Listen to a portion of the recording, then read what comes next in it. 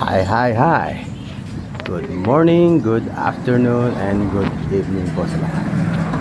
So, for today's video, restock po tayo ng ating mga feed supply. Dogs and cat supply natin, yung mga pagkain natin, ng pusa at aso. Yung patoka natin para sa mga manok. Yan, so restock po tayo ng mga ganyan. So again, as early as 5:30 nag-o-open yung aming shop. So nagko-close kami dito is